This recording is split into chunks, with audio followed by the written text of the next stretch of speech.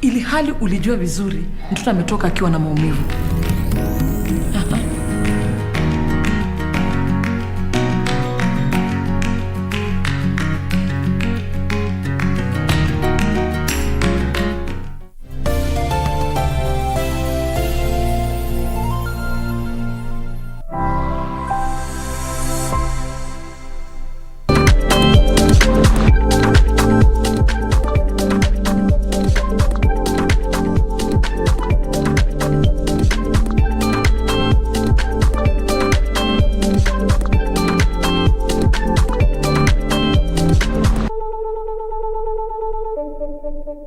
Did you know that Android 12 is here with us? Well, you're about to find that out in a few minutes. I am your host, Stephanie Ayeta, alongside Grace Githaiga, and this is Take on Tech.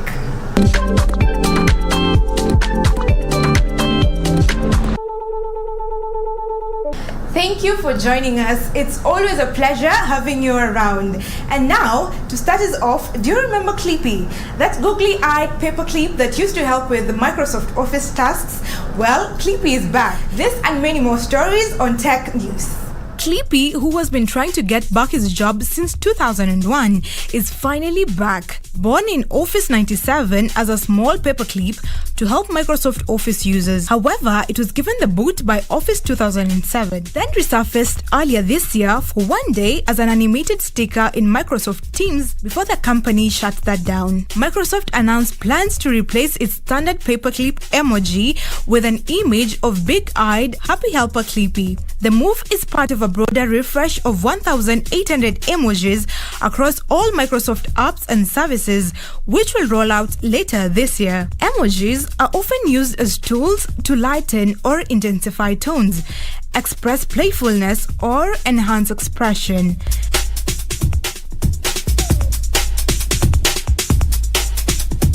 Zoom is integrating third-party apps into its video conferences as it looks to stay ahead in the post-pandemic world. Zoom apps are the latest attempt for the firm to stay relevant as people return to their offices.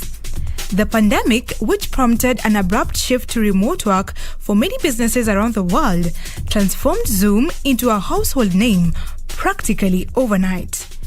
And now that social distancing restrictions lift and more people are vaccinated around the world, Zoom is betting on a future of hybrid working and hoping to maintain its 300 million daily meeting participants. It hopes that the addition of apps will make meetings more engaging, more productive, and actually even more fun. At launch, 50 apps will be available, including meeting planning app Asana and Dot Collector, which allows for real-time feedback and polling. Zoom's product lead for apps, Ross Mayfield, said beyond the work he envisions apps including video games, casual games, charades, board games, and card games as a way of playing with friends and family. He added the game developers are actually building games specifically for team-building exercises, icebreakers, and a way of keeping the social connectivity in the changing world.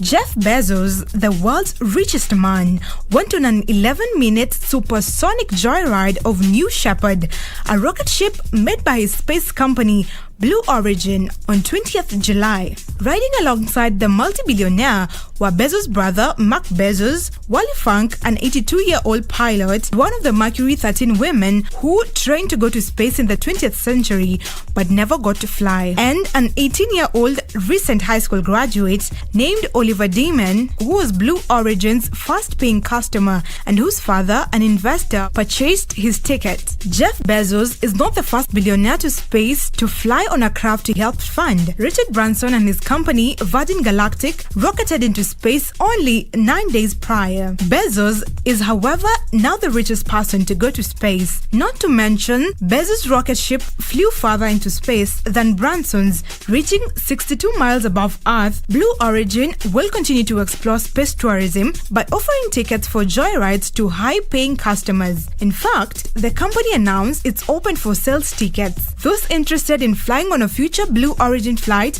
were asked to send the company an email, but we still don't know how much a ticket will cost. Nevertheless, Jeff Bezos said his space company is approaching $100 million in private sales.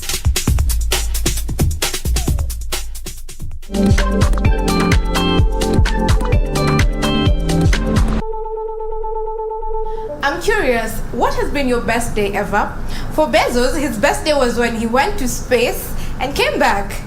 And in case you're having $100 million lying around somewhere, you might want to book a ticket to space, and while you're at it, take me with you.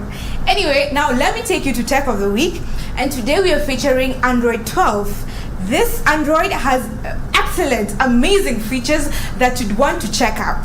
This is Tech of the Week. Android 12 exudes confidence in its design and afraid to make everything much larger and a little more playful. It now builds on everything you love about Android and focuses on building a deeply personal phone that adapts to you, developing an operating system that is secure by default and private by design, and making all your devices work better together. Such tools from Android that allows all devices connected to it to work together are Fast Pair, which has made it easier and faster to connect to Bluetooth devices around you. There's also the built-in remote control feature in the Android device that allows you to navigate your TV without the actual remote. And with the recent launch of Phone Hub, you now have a built-in control center that makes it easy to manage your Android phone right from your Chromebook. Currently, Android says it's working with car manufacturers to develop a new digital car key in Android 12. With this feature, you'll be able to lock, unlock, and even start your car from your phone. These are examples of a few ways that Google is helping all your devices work better together with your Android phone. Android 12 on Pixel devices will enable you to completely personalize your phone with a custom color palette and redesign widgets. Using color extraction, you choose your wallpaper and the system automatically determines which color are dominant, which ones are complementary, and which ones just look great. It then applies those colors across the entire operating system. With the fluid motions and animation features, your Android device will come alive from the moment you pick it. With every tap, swipe, and scroll, your phone quickly responds to your touch with smooth motions and animations. Your Android devices will be faster and more responsive with better power efficiency, so you can use your device for longer without a charge. This was achieved by some under-the-hood improvements, including reducing the CPU time needed for core system services by up to 22% and reducing the use of big cores by the system by up to 15%. Android 12 is packed with other useful experiences like improved accessibility features for people with impaired visions, scrolling screenshots, conversation widgets that bring your favorite people to the home screen, among many others. You can find many of these features today in Android 12 Beta, available on Pixel and other devices.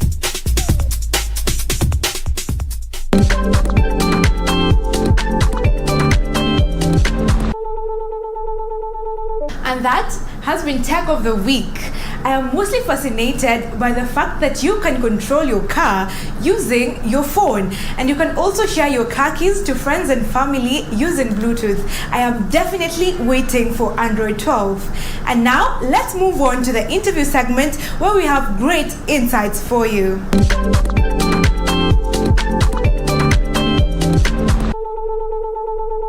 Thank you very much, Stephanie Ayeta, for that bit of the introduction. Like Stephanie has said, you're watching Tech on Tech, a program that breaks down tech issues in an untech way. Now, the Cabinet Secretary to the National Treasury and Planning has proposed capital markets investment-based crowdfunding regulations. What's that? What are these regulations all about? Who will they apply to? And so these draft rules for crowdfunding is actually our discussion today. And to help us understand what this is all about and to break it down for us, we have in the studio Francis Monyango, who is a policy manager at Oxygen. My name is Grace Gidaiga Karibuni. Francis, please begin by the very definition of what crowdfunding is, and tell us crowdfunding platform and investment-based crowdfunding. What's that? Please break that down. Thank you very much, Grace, for having me. So crowdfunding is basically the practice of raising money from a group. To give context into the Kenyan society is what we can describe as a mchango. But now this is one which takes place online or on a mobile platform. So a crowdfunding platform, according to the Act, to the regulations, is a website or an internet-based portal where a crowdfunding operator facilitates crowdfunding. So you have this platform. Yes. Say, for example, Grace, I want to buy shares at the Nairobi Stock Exchange. Explain that in the context of using this online platform, this crowdfunding. You said it's mchango, but it's Grace who wants to buy the shares. Yeah. So does it mean that I can get a few of my friends, they changia me, or I do a fundraiser and then use that just break it down? So I think also to put it in context, for the crowdfunding platforms, the target is not really these big companies. It's mainly for micro and small entities and for startups. So when a startup wants to raise money for its business operations, it then can go to a crowdfunding platform operator and issue probably securities and say that we want to raise this amount of money, and that will be done over a period of like 60 days. And then, but also the regulations have tiers of which amounts a certain entity can raise. I want to start up a tech platform that Mama Mbogas can source for their products from the farmers. In this situation, there are three players in this, let me call it a game. There's the issuer. The issue is, in this context, the startup or the small business. And then there's the crowdfunding platform operator, or the crowdfunding, who operates the crowdfunding platform, the website. And then now there's the investor. So those are three players. The investor is the individual who will put his money into this business through this platform. Okay. Yes. So for example, we can raise on M-Pesa. Yeah, that's an example, although I'm not... or we get a pay bill. Exactly. We get a pay bill, and then we get people to support that. Yeah, but now there's an intermediary. Now this regulation seeks to regulate this intermediary. So why do we need regulations then? And when the Treasury comes up with such regulations, who are they targeted at? Okay, let us go back a few years back. A few years ago, the Capital Markets Authority established the regulatory sandbox, where they would allow a few players or innovators to try out their innovations without having regulatory restrictions. So one key player of interest in this context is Pezesha, which was in the Capital Markets Regulatory Sandbox for a period of 1 year. And it is interestingly, it is a crowdfunding platform. Pezesha? Yes. So they graduated from the sandbox little last year, and they were given a letter of no objection. So I believe it's in this context of where now the regulator, who is the Capital Markets Authority, believes that the market and the industry is ripe for such platforms, and therefore they are proposing to have these regulations to regulate such platforms. Thank you so much, Munyango, for that for that information on some of the key proposals that are in the regulations. So Take on Tech takes a short break, and when we return, we will pick it up from where we've left it.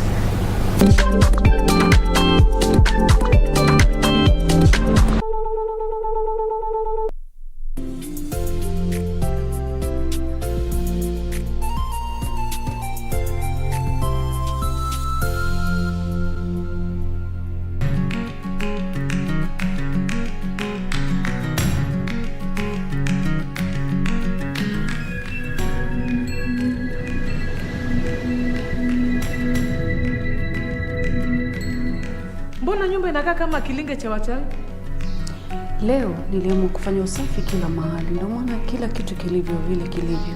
Nataka tuende sote. Tangu lini mimi na wewe tukatembea? Si unaona? Kama Wewe kulala nje na kuzima simu ndio kumaanisha nini? Ili hali ulijua vizuri mtoto ametoka akiwa na maumivu.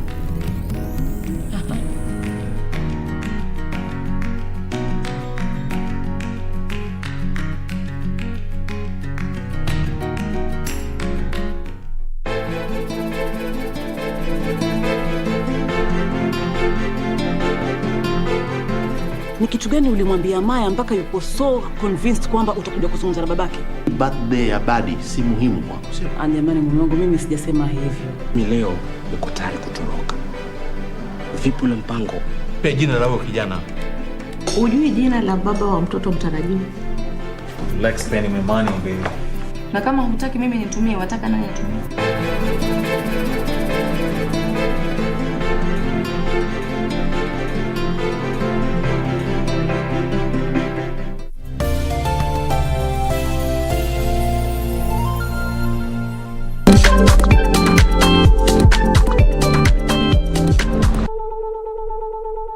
Welcome back to Take on Tech, a weekly program that brings you technological debates and concepts and breaks them down in an untech way.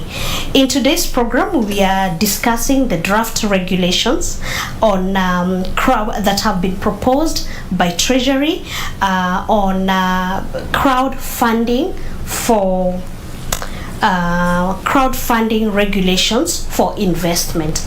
And in the studio we have Francis Munyango, and my name is Grace Gidaiga. Please follow us on social media. This conversation continues there. Our social media is at KBC Channel 1. That's on Twitter and on Facebook. And on Instagram, you'll find us at KBC Channel 1. So you can also follow me on Twitter at Jigidaiga. So Munyango, please, you were telling us about some of the key proposals in the regulations. Yes. We are interested in hearing about, speak to the issue of investors' rights versus the citizens. And this is because citizens have lost funds in some of the crowdfunding platforms. Do the regulations, for example, put in any sort of checks? Take it from there. Thank you very much for that question, Grace. So the regulations do bring order into this, especially now these platforms have to abide by the law. They have a law which governs this entire process of crowdfunding for securities and shares. So one key thing that is in the regulations is the disclosure element. An operator has to disclose all risks associated with the crowdfunding investment, which includes information on general risk, warning the platform restrictions and the ability to cancel the investment. So basically, full information on what this investment entails and their rights as an investor. The platform should have information on the user's rights and rights and responsibilities. Users here are two. There's the investor and the issuer. Let's say the small company, the small business, or the startup that is raising money via the platform. So both have rights and responsibilities that should be communicated in this platform. There's the list of information relating to issuers and the investors that are hosted in the platform. So as an investor, you should be able to know which other issuers or which other small businesses are hosted in this platform, and if they have offerings that I can probably put my money into. The investor education material should be accessible from that platform. So from these regulations, you can see that the regulator is very keen on ensuring that these investors make informed choices. They get into contracts that they are aware of all that is required of them and what their obligations and what they're entitled to. There is that element of that investors need to make informed choices, and of course it's a good thing that the regulator is putting a requirement of providing information. But I am just thinking, say if it's the mama mbogas, because already you can see, like if you go to the markets, some of them already have they are already online, like they have a pay bill or that sort of thing. But the question is there a provision where people will be required or complied to actually read that information and absolve the platform provider of risks? Say for example, because it's a crowdfunding, yes, anything can happen to the funds. That's a good question. I think that goes into the design of the platform, and I think that's one of the proposals in which you can also forward to the Capital Markets Authority, because they're currently doing public participation for these regulations, and members of the public have been requested to send in their comments before the 11th of August of this year. So that goes into the design of the website, probably the way you check in boxes to click that I agree before proceeding to purchase or to proceeding with the transaction. Probably that can be a requirement in the regulations, that even by design there should be some the platform should be designed in a way that enable people to proactively buy after understanding what they're getting into. Thank you so much, Munyango, for gracing the show. Thank you for having me. Yeah. If viewer, if you're watching today, we've been discussing the capital markets investment crowdfunding regulations that have been proposed by Treasury, and basically they are like Munyango has told us, they are to allow for crowdfunding that is in tune with regulations in this country, and mostly to protect the users. Yes. Yeah, right? Yes. And to protect the users. So if you are interested, Munyango has told us you can get the regulations on the Capital Markets website, and you can also, they've called for public comments. Please look at them and make comments, especially if you're a startup that intends to use that crowdfunding platform. So that's it in our discussion today. My name is Grace Githaiga. You can follow this conversation on our social media handles. That's both Twitter and Facebook. That's at KBC Channel 1. And you can also follow me at G Githaiga. That's on Twitter. And now I take you back to Stephanie. And that has been your interview segment. In case you have any questions, you can get us on our social media platforms at KBC Channel 1 across all platforms. Let me now take you to the Innovators Club.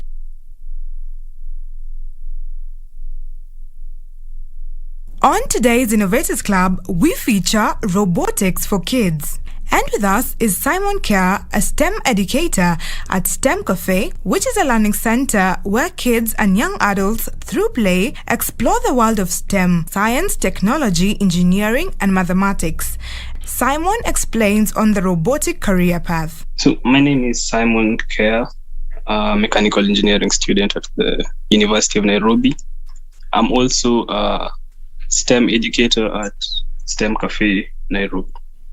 Yeah, robotics is a very viable career path, especially in developing countries. This is because it's a very interdisciplinary field. So this means that pure robotics on its own is very viable, but where it has applications in almost every field. So from healthcare to manufacturing to logistics, exploration, transportation, something as simple as personal assistance. So it's very viable because it has applications in almost every field that is important to us today. Let's now get to know about Mechamon, the robot kids were fascinated with at EdTech Festival. The Mechamon system is a 4-legged robot, a modular one with an augmented reality twist. So what this means is that it has the ability to interface between the real world and the virtual space. It does this through its app.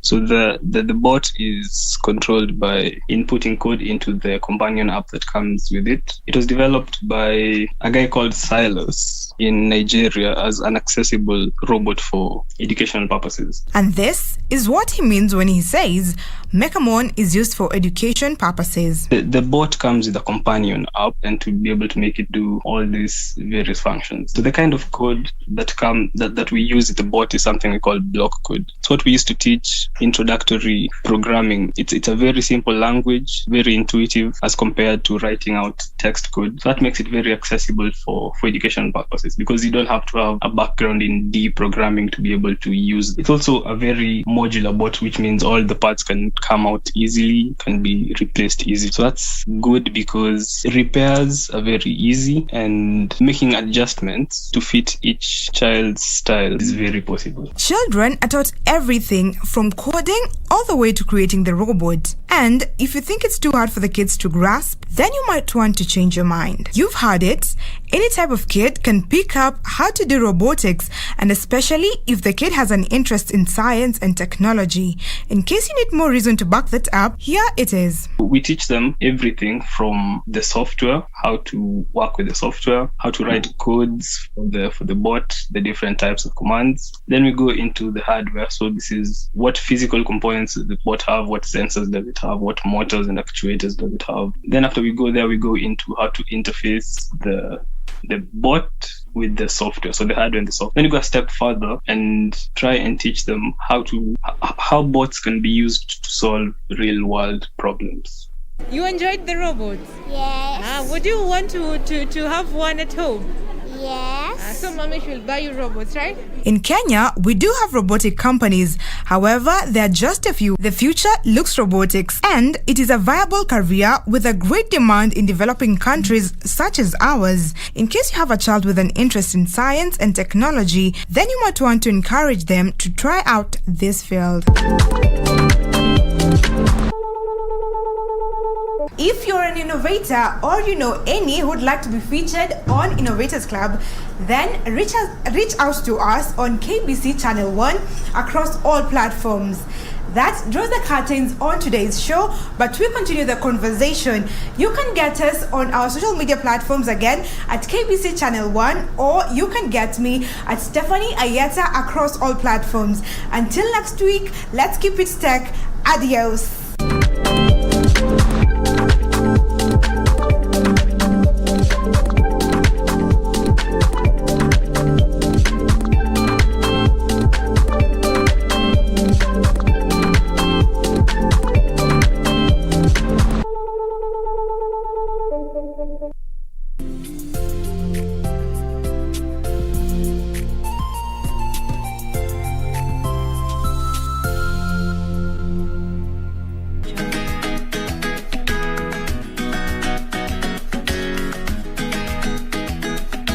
Shamsa, nachoka mimi na hizi habari zako.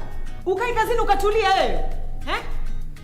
Kila siku mara nina hivi, mara ninafiliwa, mara nina nini.